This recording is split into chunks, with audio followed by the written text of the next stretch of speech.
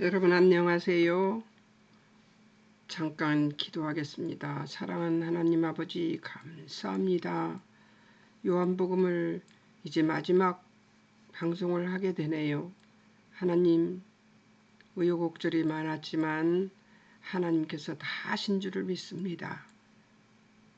입술에 발린 말이 아니라 창세기도 공부해보니 공부할 것이 너무나 많은 것을 알았습니다. 하나님 다시 공부할 수 있게 해주셔서 너무너무 감사합니다.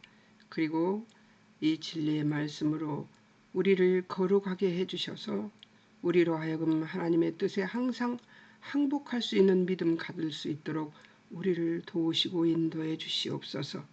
베드로가 3번이나 예수님을 부인했던 것을 회복시켜 주시기 위해서 그 실패의 아픔을 회복시켜 주시기 위해서 예수님께서 베드로에게 3번이나 내가 나를 사랑하느냐고 물으셨던 예수님의 그 놀라우신 그 은혜를 생각하며 그 사랑을 생각하며 우리도 우리가 얼마나 존귀한 존재인가를 깨닫고 또 내 곁에 있는 모든 사람들이 얼마나 존귀한 존재인가를 깨닫고 감사할 수 있는, 그럼에도 불구하고 감사할 수 있는 사람들이 될 수 있도록 우리를 도우시고 인도해 주시옵소서.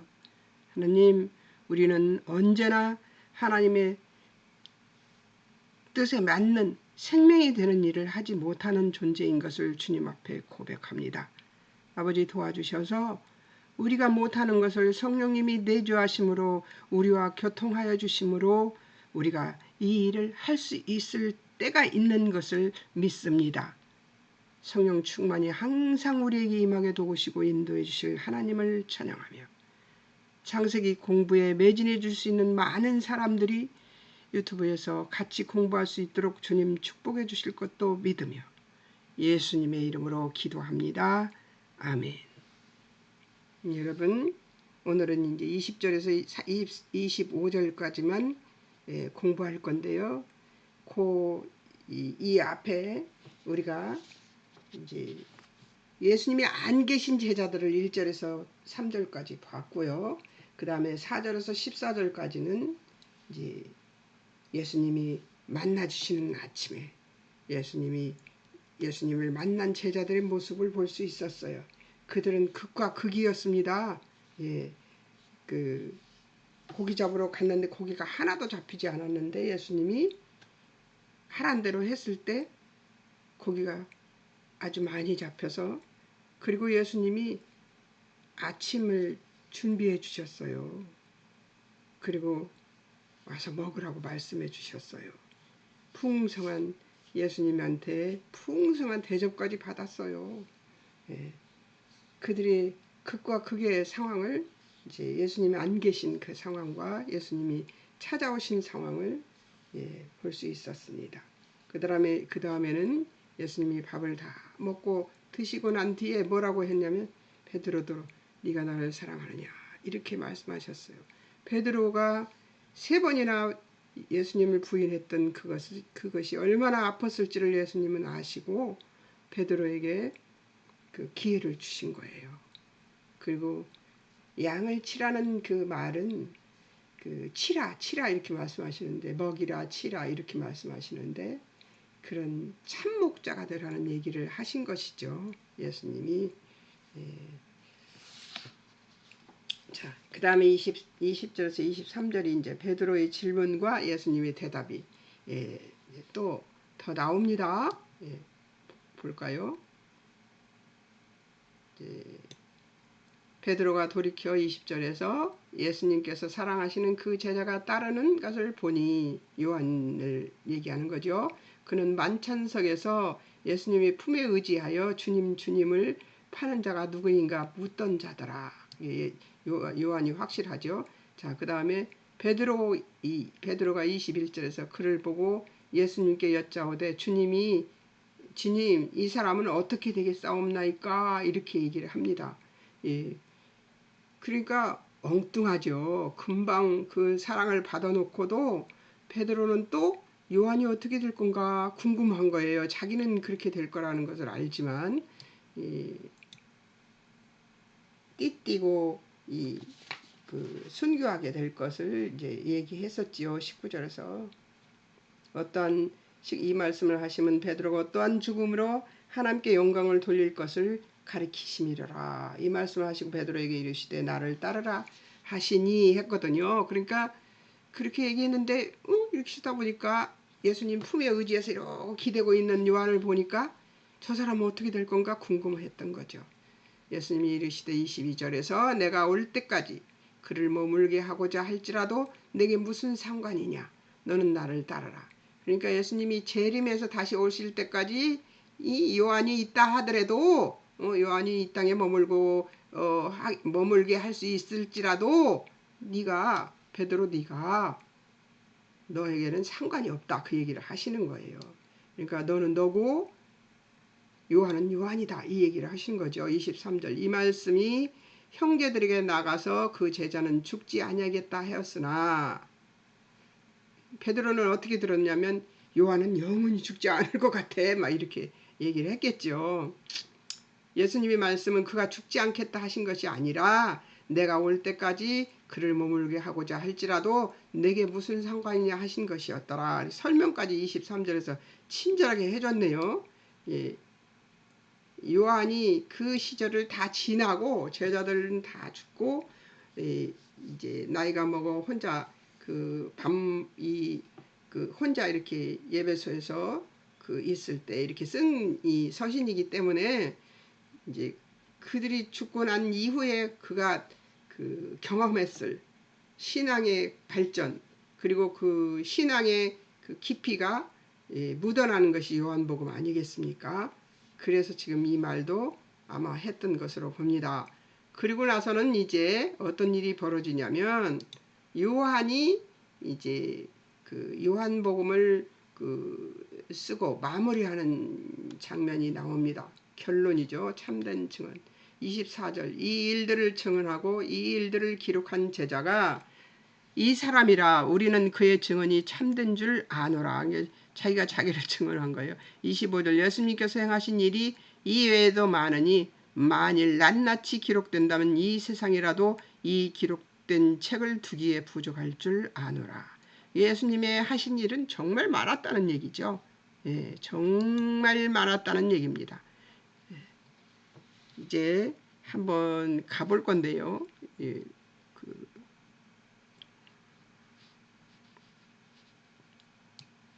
아직도 제가 컴퓨터가 그렇습니다. 예. 자, 이제 적용점을 제가 여러분들에게 말씀드릴 거예요. 적용점은 첫 번째는 예수님의 길을 따르는 믿음인가? 예수님이 가시는 길을 따라가는 믿음인가? 자, 하나님의 두 번째는 하나님의 부요하심에 대한 신뢰가 내게 있는가?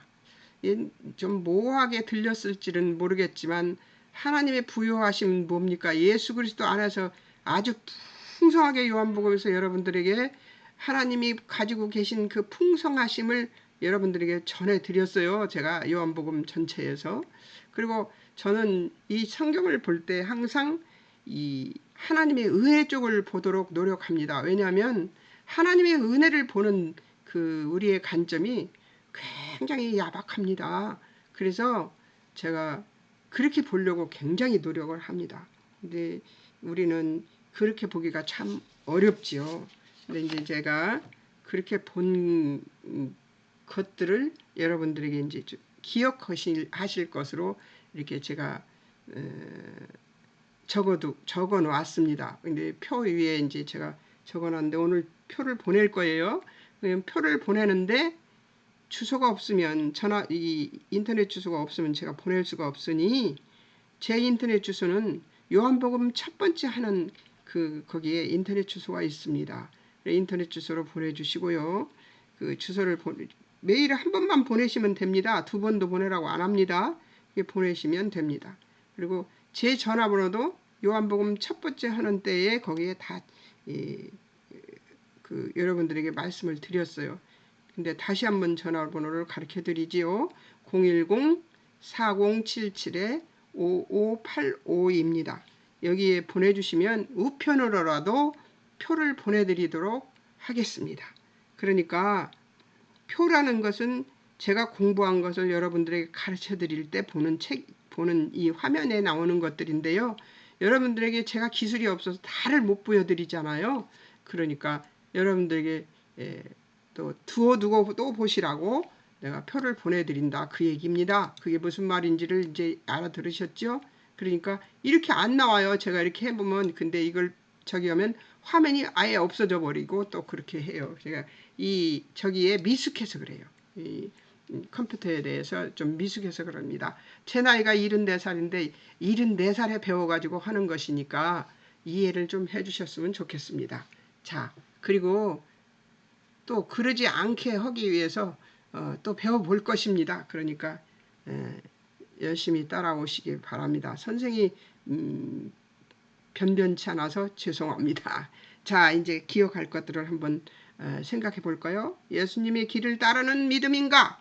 또 하나님의 부요하심에 대한 신뢰가 내게 있는가? 하나님은 끝간데 없이 사랑을 베푸시고 끝간데 없이 부요하시게 우리에게 풍족하게 하신다 하는 이야기를 믿는 믿음인가 그 얘기예요. 근데 여러분 그 결핍 속에서 살아보셨나요? 저는 돈이 부족해서 아이들 둘을 데리고 살 때 아침을 7년이나 굶은 적이 있어요. 그런데 그 결핍 속에서 제가 하나님은 저에게 나를 사랑해주는 사람이 전혀 없는 삶을 살도록 하셨는데요. 부모, 형제, 그리고 또 내 남편, 또 내 옆에 있는 모든 이웃들, 이런 사람들까지도 한 사람도 나를 사랑해주는 사람이 없고 내가 베풀어야 되는 사람만 있었어요. 근데 너무 고단했어요. 그것을 인간관계도 힘들고 어려웠지만 물질이 없다는 것은 견딜 수 없는 일이죠. 근데 그 물질의 결핍도 저는 정말 바울의 말처럼 궁핍에도 처해보고 풍부에도 처해봤던 사람입니다.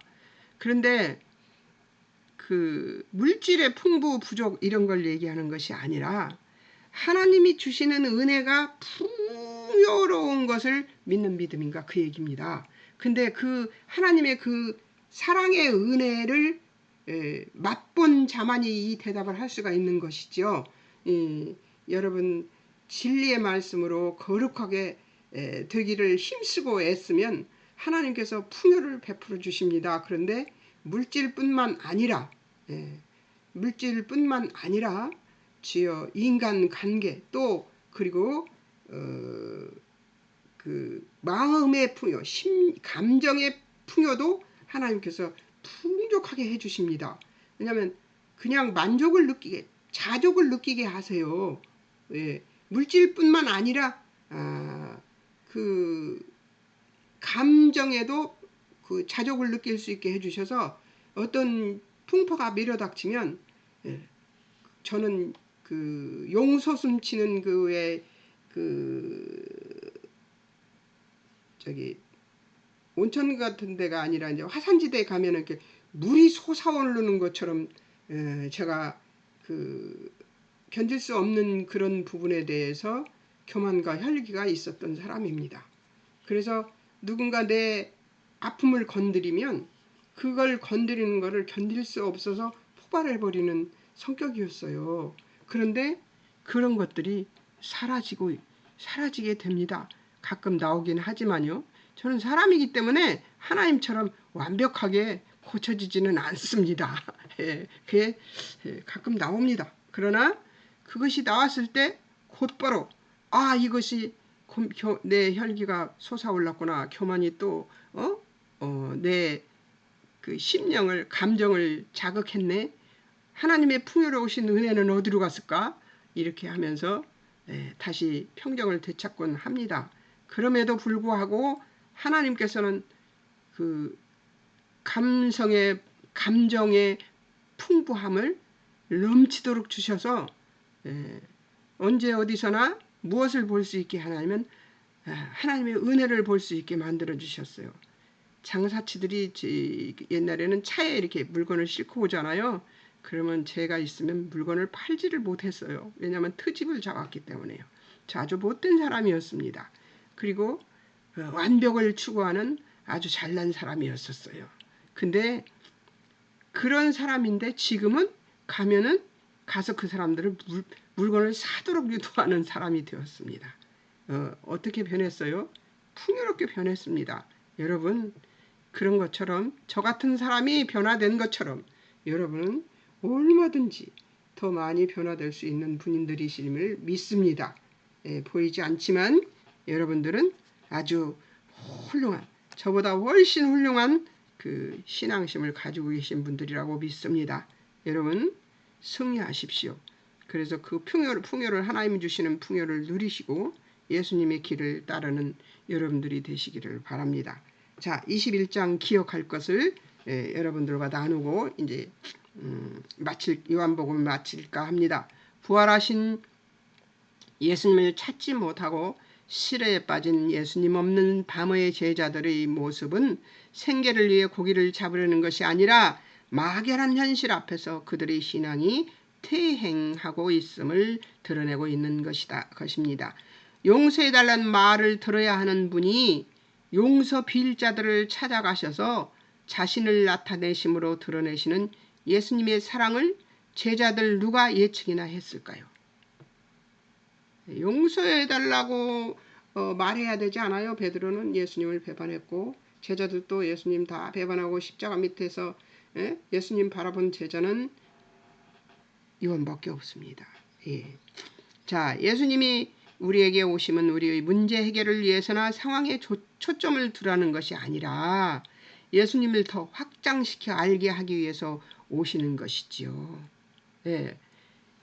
그러니까 예수님이 우리에게 하나님의 말씀을 통해서 예수님의 하나님의 풍부하심을 우리에게 보여주는 이유는 예수님이 하나님이 누구시고 예수님이 누구시고 성령이 누구신가를 확실하게 더 가르쳐 주시기 위해서 오시는 건데, 오신다는 것을 여기서는 제자들을 만나러 가셨지만 우리는 예수님을 어떻게 해서 만나요? 말씀에서 만나잖아요. 기도하면서 만나잖아요. 그죠? 그러니까 우리는 뭘 해야 돼요? 말씀 묵상과 기도가 병행이 돼야 돼요. 하루의 삶 속에서 반반으로. 저는 이제 성경 색칠을 하면서 지금도 성경에 색칠한 책이 여러 권 있는데요. 창세기는 지금 커다란 성경책을 한번 교회를 만들면 하나 교회에다가 색칠해서 다 이렇게 놔두고 싶은 생각이 있었어요. 그래서 그 책을 샀었는데 창세기는 그 책을 이제 색칠을 해야 될 것 같습니다. 그래 그 책을 이제 창세기부터 색칠을 해서 이게 또 해야 될 것 같아요. 이 책이 지금 새로 색칠하고 있는 책이 거의 다 색칠이 됐어요. 근데 여러분 창세기 공부를 해보니까 저는 이제 이미 했죠. 하고 있는 중인데요. 해보니까 우리가 하나님의 말씀은 정말 질서대로 되어 있어요. 그 질서가 있는 그 말씀으로 누구를 만나주세요? 우리를 만나주시는 거예요. 근데 우리가 뭘 해야 되는 거예요? 믿음으로 우리가 그 말씀을 읽고 듣고 묵상하고 해야 되는 거예요. 그것을 교회 가서 일주일에 1시간, 1시간도 안 돼요. 설교 보면 대개 30-40분이거든요. 그 설교 듣고 어떻게 알겠어요? 어떻게 하나님을 알겠냐고요. 이렇게 해서 예수님을 만나는 거죠. 이렇게 실패하고 실망하고 있는 제자들에게 하나님이 용서를 받아야 되는데 용서를 하러 찾아오셨구나. 그렇게 해서 예수님을 알고 하나님이 어떤 분인가, 하나님의 사랑이 어떤 끝간데 없는 사랑이구나 하는 것을 깨닫게 하는 거죠. 이 찾아오심을 통해 예수님 우리에게 계속 자신을 계시하시며 우리의 신앙 성장을 돕고 계신다는 것을 잊어서는 안 된다는 것이죠. 예수님의 부요하심을 믿는 믿음 때문에 예수님을 따르는 삶을 사는 것을 해야 한다는 것임을 우리는 절대적으로 기억해야 합니다. 예수님을 떠나보내는 제자들도 괴롭겠지만 떠나시는 예수님은 더 괴로우실 수 있을 것입니다.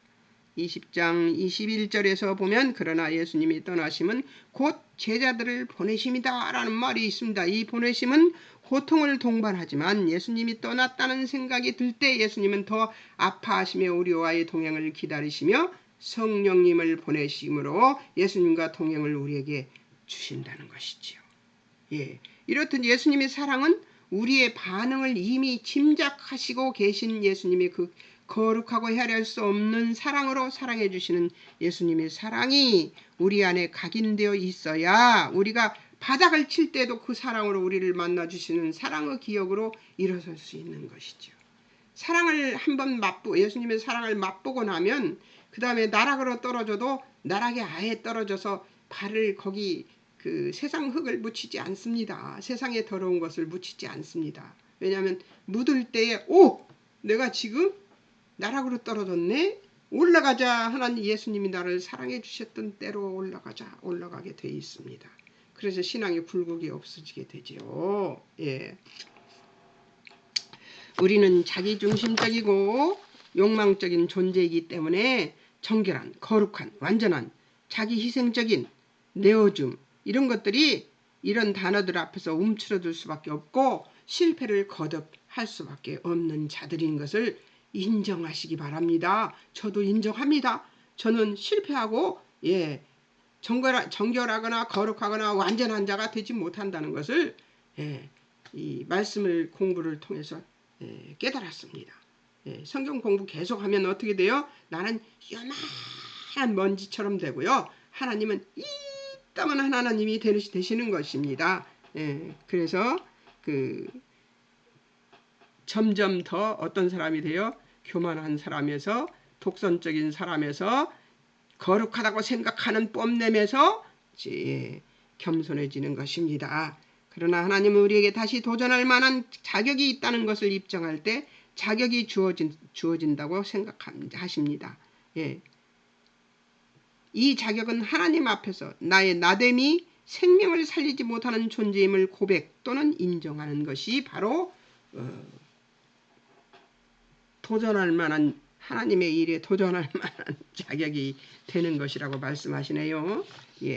예수님의 부활의 첫걸음은 예수님이 죽으심으로 신앙적 패배라고 생각하고 있는 제자들에게 과거의 실패를 청산하시려고 예수님이 적극적인 사랑과 방법으로 전적인 사랑으로 압도하는 사랑으로 그 실패를 덮어버리시려고 찾아오십니다. 여러분 얼마나 좋으시는 예수님이세요. 숯불이 놓여있던 실패의 자리를 연상케 하는 숯불이 놓인 자리를 만들어서 아직도 베드로의 기억을 상기시켜 베드로의 실패를 회복시키려는 것이다는 것입니다. 제가 우리 그 자녀 중에 누구라고는 말하지 않겠습니다. 우리 자녀하고서 얘기할 때 보면 엄마는 왜 내 상처를 후벼 파냐고 이렇게 얘기를 해요. 그래서 내가 그랬어요. 내가 남의 상처를 후벼 파는 못된 사람인가? 이런 생각을 했는데 그가 그것을 인식하지 않으면 현실을 인식하지 않으면 허상의 세계에서 살 수밖에 없는 게 인간이거든요. 왜냐하면 내가 버릴 것을 내가 생각하는 것 중에 나를 괴롭히는 것은 저 똥창 밑에다 모두 다 가둡니다. 그래서 감춰버려요. 그리고 좋은 것만 딱 드러내서 사람들에게 보이고 싶어 하거든요. 인간은. 그래서 아픈 상처가 드러나지는 않지만 가슴속에 쟁여놓고 그것을 끄집어내서 펼쳐놓고 보이고 보고 드러내서 아픔을 말하고 그것을 인정하고 그리고 깨끗이 날려버리는 것을 해야 되는데 그것을 안 하고 감춰두고 그것을 되새김하면서 뭘 하느냐면 나는 불쌍한 사람이야. 나는 가련한 사람이야. 나는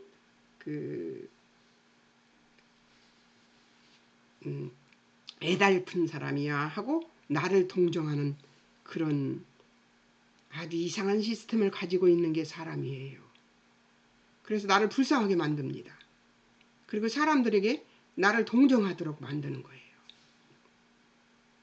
그것이 인간의 내면에 있는 악랄함입니다. 저는 그것을 정말 잘하는 사람이었어요. 상처가 많으니까 그 상처를 다 갖다 똥창 밑에 감춰두고, 똥창이라고 해서 아침부터 죄송합니다. 근데 이 말이 가장 잘 표현돼서 여러분들이 기억하기가 좋을 것 같아서 저는 이게 좀 자극적인 말도 씁니다.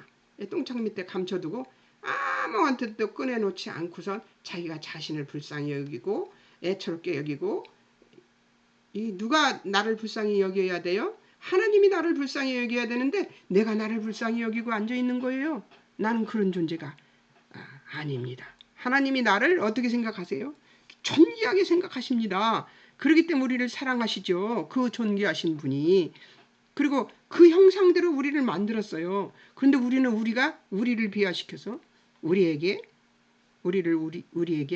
그 불쌍히 여기게 하고 가련하게 여기게 해서 하나님과 교통하지 못하게 만듭니다.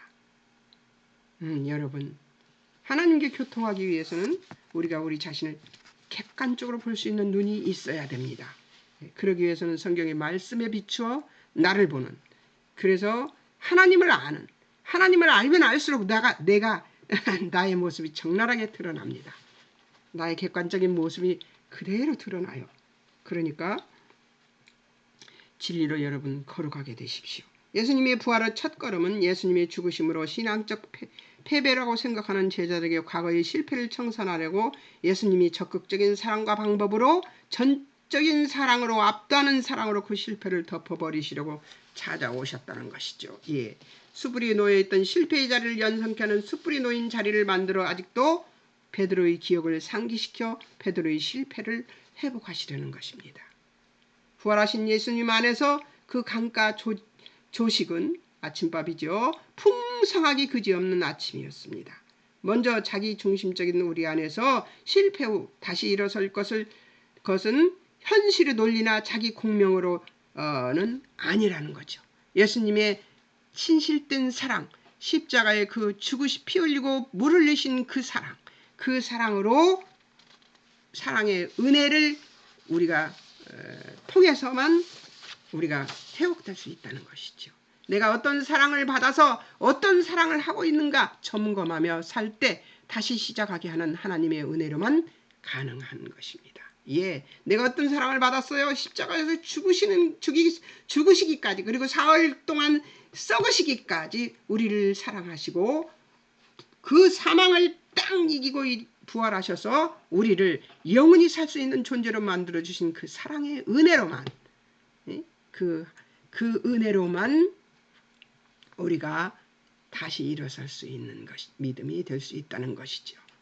16절 17절에 보면 예수님의 용서는 예수님의 목숨을 건 양을, 예수님이 목숨을 걸어서 양을 구했잖아요. 예수님이 신부인 양을 먹이라는 결론을 짓고 있습니다. 베드로의 근심의 이유는 이전에 다른 친구들 예수님을 버려도 저들이 다 예수님을 버려도 나는 예수님을 버리지 않겠다고 했던 20장에서 했던 그 말이 너무 많이 떠오르는 거예요. 그러니까 그는 그때도 거짓이 아니라 진심이었었거든요. 예? 나는 다 저 사람들이 친구들이 버려도 나는 안 버립니다. 이렇게 얘기한 건 진짜였거든요. 그런데 그 사람이 얼마 안 가서 다굴 때 뭐 했어요? 3번이나 예수님을 부인해 버렸잖아요. 그게 인간의 모습입니다. 예, 베드로의 모습에서 우리의 모습이 있지 않습니까? 그는 그때도 거짓이 아니라 진심이었었고 지금도 예수님 사랑하는 것이 진심이기 때문에 이제는 자신의 이 확신도 상황에 따라 바꿀 수 있는 자신 때문에 믿을 수 없다는 것을 알았기 때문에 근심했던 겁니다. 자신이 자신을 믿을 수 없는 존재라는 것을 알기 때문에 근심이 됐던 거예요. 예, 예수님을 사랑합니다. 전적으로 사랑합니다. 필레오로, 아가페로는 사랑 못합니다. 필레오로 사랑합니다. 이렇게 대답을 하지만 그러나 그것이 진심이어도 자기는 인간이 이게 베드로 자신을 알았던 거죠. 언제든지 다시 또 이 생각을 바꿔서 대답할 수 있는, 배신할 수 있는 존재라는 것을 너무나 잘 알기 때문에 근심을 했던 겁니다. 예, 내 판단에 대한 불안도, 내 의심에 대한 것도 과거 미래의 모든 것을 다 아시는 예수님에게 다 맡겨드리는 모습으로 변화되어 예수님께서 내가 예수님을 사랑하는 줄 아십니다라고 대답하잖아요. 예수님을 사랑합니다 이렇게 대답하지 않아요. 예. 에덴의 저주에서 풀려나는 새 사람이 된 베드로의 고백을 듣는 거죠. 왜? 여러분, 주님이 내가 주님을 사랑한 줄을 주님이 알고 계십니다 라는 대답은 에덴에서 할 수 있는 대답이에요. 자신이 너무 잘 아니까. 에덴의 저주가 이제 베드로에게서 풀렸다는 것을 지금 의미하고 있는 것입니다. 그러나 그것은 아주 일시적인 것입니다. 여러분, 우리는 아무리 거듭나고 완전케 되어도 다시 또 세상을 디디고 다니면서 범죄를 할 수 있는 존재라는 것을 잊지 마시기 바랍니다. 자, 18절에 살아있는 동안에 끝없이 십자가를 지는 것으로 자기 힘을 빼며 살아서 저가 죽음의 길을 가려는 것이며, 그 살아있는 동안에 끝없이 십자가를 지는 것으로 자기 힘을 빼며 살아서 저가 죽음의 길을 가라는 것이며, 목자의 죽음이 양의 생명을 살리는 길이며, 예수님께서 가시는 그 내용, 그 명분, 존경받는 듯한 이미지, 내 자존심도 다 내려놓고 가는 길, 그 길이 하나님의 영광이 되는 길이므로 예수님의 길을 따르라는 것입니다. 여러분, 예수님의 길을 따르라는 것은 무엇이냐면 내 생각, 내 뜻, 내 모든 것을 왜 하나님께 복종시킨다고 하지 않고 예수 그리스도께 복종시킨다고 했는지 여기서 나오는 것이죠. 이 말이 이 뜻에서 나오는 거죠. 이 말씀을 하시면 베드로가 어떠한 죽음으로 19절입니다. 어떠한 죽음으로 하나님께 영광을 돌릴 것을 가리키시니라. 이 말씀을 하시고 베드로에게 이르시되 나를 따르라 이렇게 말씀하십니다. 예수님의 길을 따르라는 말을 하시면서 이 얘기를 하신 것이죠. 베드로가 죽은 지 30년이 지난 후에 이 말씀을 기록하고 있는 요한은 예수님이 하신 말씀이 이루어진 것을 확신한 상태였다는 것을 우리는 기억해야 합니다. 베드로가 거꾸로 십자가에 매달려서 죽은 이후에 30년이 지난 이후에 요한이 이 요한복음을 썼던 것이기 때문에 이 베드로가 이것을 확신했기 때문에 이 일을 다룬 것이라고 봅니다. 요한복음 맨 마지막에서 미래를 알고 싶어하는 것은 내가 내 인생을 통제하고 싶어서입니다. 그래서 점도 치러 가고 그 만신들도 만나고 예수 무당들도 만나죠. 예수님 말씀 가지고 그 신학교 시절에 친구가 가자고 그래서 가보니까 이 하얀 털옷을 입고 그리고 하얀 털방석에 앉아서 쓰레기통이죠. 쓰레기통 같은 거에다가 말씀들을 돌돌 말아서 딱 놓고 뽑으라고 그러더라고요. 봉투 열렸네 하죠. 봉투에다가 돈 넣어서 그걸 하라는 거예요. 그래서 제가 봉투 넣는 걸 안 했어요. 내가 너 같은 사람한테 돈을 줘. 하나님께 헌금해야지. 내가 속으로 그러고 있는데 그걸 뽑으라고 하더라고요. 그래서 너나 뽑아. 나는 안 할 거야. 내가 그러고 이제 앉아 있었어요. 그런데 친구가 그걸 뽑았어요. 말씀이 나왔어요. 너무 보편적인 말씀들이 나오더라고요. 그런 사람도 있고 막 안찰하려고 덤비는 사람도 있더라고요. 그 친구 때문에 제가 이것저것 그 예수 무당들을 보면서 그 안찰하는 사람한테 그랬어요. 내가 나를 안찰하려고 덤비더라고요. 그래서 저는 봉투 안 냈습니다. 그리고 뭐라고 그랬냐면 가면 봉투를 해야 돼요. 그래서 내가 맨날 그래요. 사람들한테 봉투 열렸네는 나는 안 한다고. 그래서 저를 찾아오고 방문한 사람들한테 상담하기 위해서 온 사람들한테 봉투 내놓으면 제가 막 야단쳐서 쫓아보냅니다. 나는 물질은 내가 당신들한테 안 받고 하나님께 받는다고 내가 그러면서 야단을 칩니다. 나는 예수 무당이 아니다고 나 소리를 지릅니다. 그리고 저는 예언도 안 합니다. 왜냐하면 보여요 다. 그러나 예언할 수 없어요. 왜 그러냐면 그 보이는 것은 기도하라고 하나님이 내게 주신 거예요. 기도하라고 내게 보여주신 거예요. 그럼 그 사람을 위해서 그걸 놓고 기도해 주는 것이 마땅한 것입니다. 보인다고 다 말하는 것이 아니에요. 말하라고 준 것이 아닙니다. 예. 예수님 시대나 또 성경 시대에서는 그때는 그 말씀이 없었으니까, 두루마리도 없었던 시절도 있었잖아요. 그렇기 때문에 그런 말들을 하고 예언을 하고 이렇게 사사들이 예언도 하고 막 이렇게 그 선지자들이 예언도 하고 했지만, 지금 시대는 말씀이 이미 다 예언되고 있습니다. 어디에? 성경 66권에. 그렇기 때문에 그럴 일이 없어요. 예언은 할 필요가 없습니다. 그리고 그런 사람들 찾아다니는 것도 하지 마십시오. 그게 미신 아니고 무엇이겠습니까? 하나님은 가장 싫어하시는 것입니다. 그래서 미래를 알고 싶어하는 것은 내가 내 인생을 통제하고 싶어서 알고 싶어하는 것입니다. 내 인생을 어떻게 통제해요? 바로 몇 초 뒤에 있을 일도 모르는 우리 무지한 존재들이, 그렇잖아요. 먼지 같은 존재들이. 그러나 앞날에 펼쳐진 것들은 내 의지와 관계가 없는 것입니다. 베드로 미래를 말씀하신 예수님의 결론은 모든 베드로가 오늘 베드로가 어떻게 예수님과 무관하지 않게 예수님을 따르는 것에 그 결론이 날 것이라는 것입니다. 이게 무슨 말이냐면, 예수님의 결론은 베드로가 예수님과 무관하지 않게 예수님을 따르는 것에 그 결론이 날 것이라는 것이죠. 예수님을 따르는 것에, 어떻게 따르느냐에 결론이 있다는 것이죠.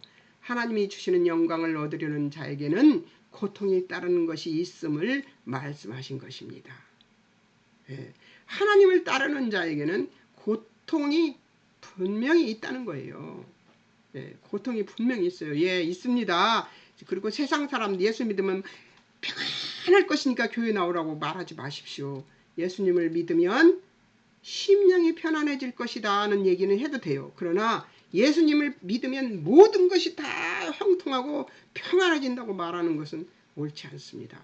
그것은 하나님이 우리에게 주신 것이 아니죠. 테스트는 언제나 있고요. 그리고 가르치는 자들이 되지 말라고 한 이유를 저는 알고 있습니다. 가르치는 자들은 입 바른 소리를 하지요. 먼저 앞서서 말을 하는 것입니다. 그런데 그 앞서서 말한 것을 모두 체험해야 됩니다. 그렇기 때문에 선생 되는 것보다 배우는 학생 되는 것이 여러분 너무나 행복한 것입니다.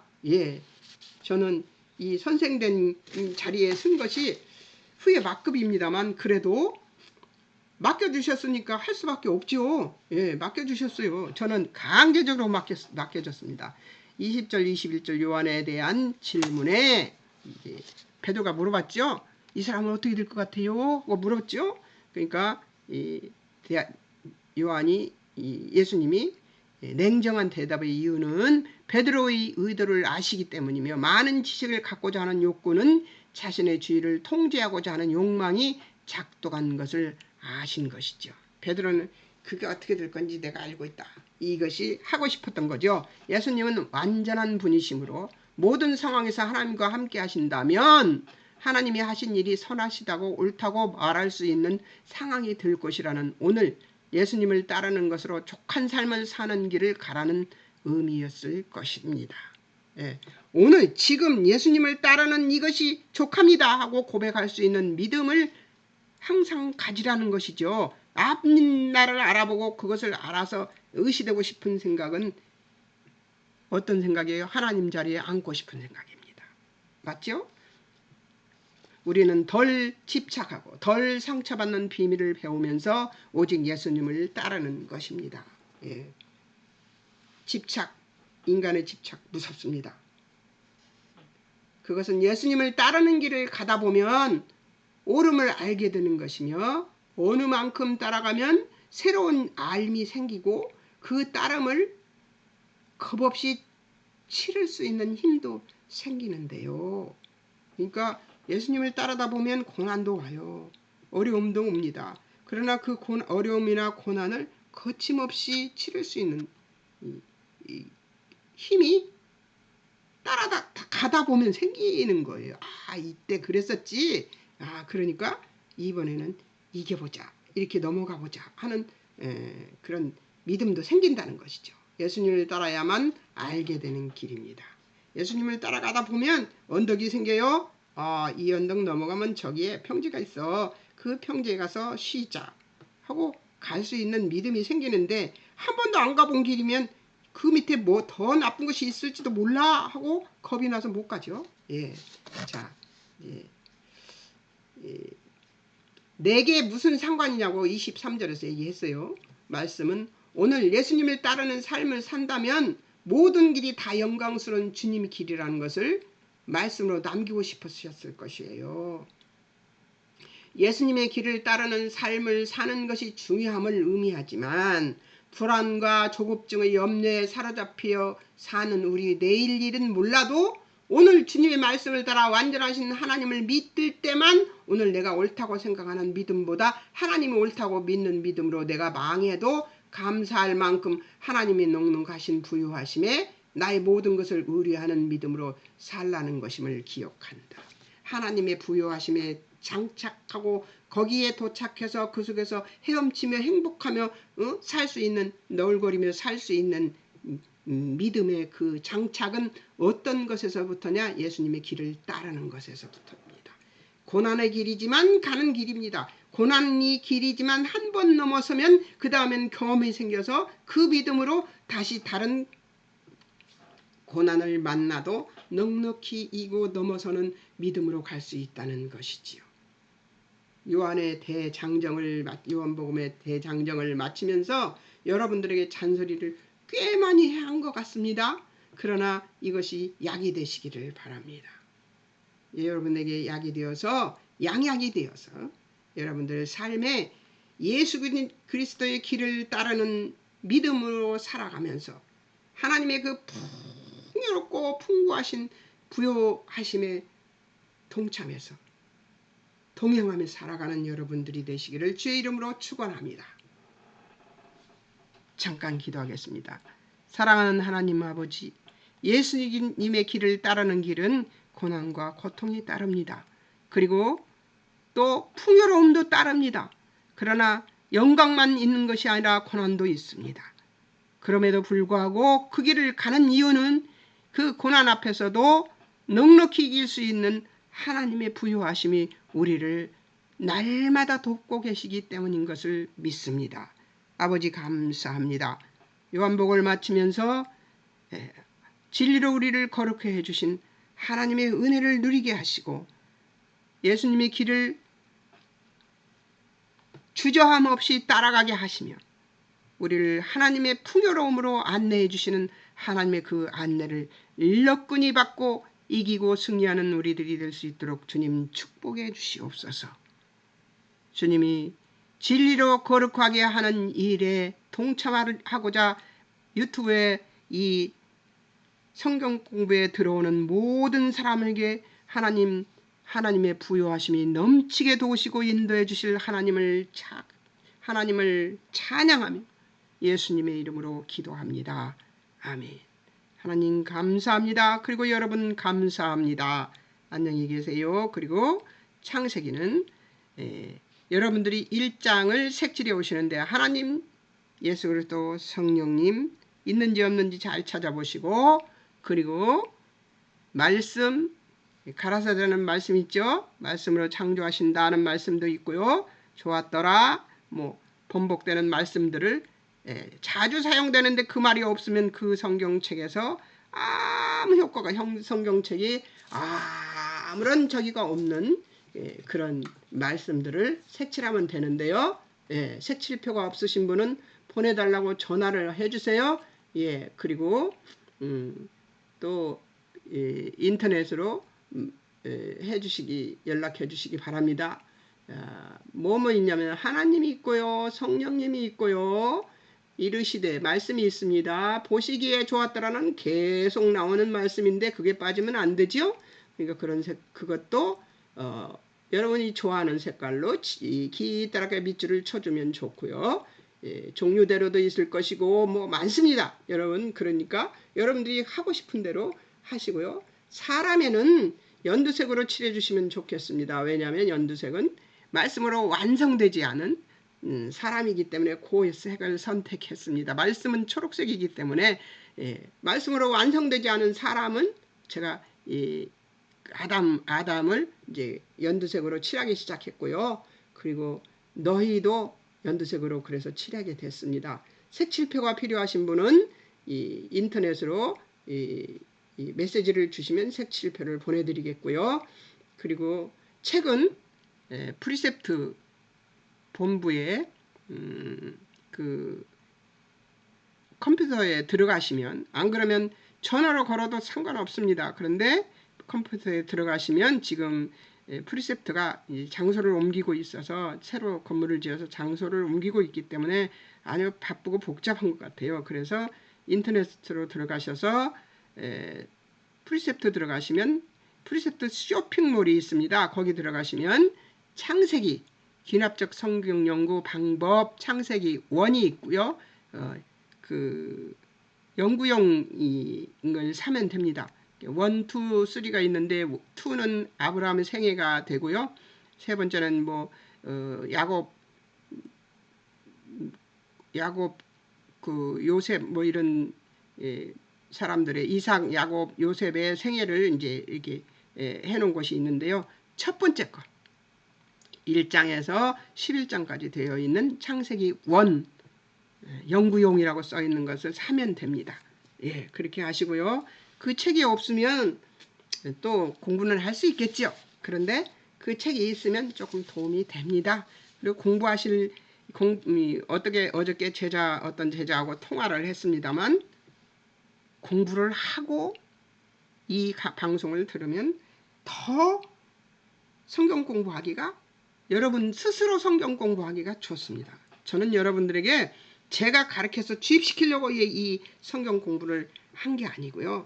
여러분들이 스스로 성경 공부를 할 수 있도록 하기 위해서 이 성경 공부를 하는 것입니다. 여러분 스스로 공부할 수 있도록 개관이나 첫 방송 앞에 있는 방송들을 요한복음도 앞에 있는 방송들을 보면 제가 어떻게 성경 공부하는 방법을 다 가르쳐주고 있습니다.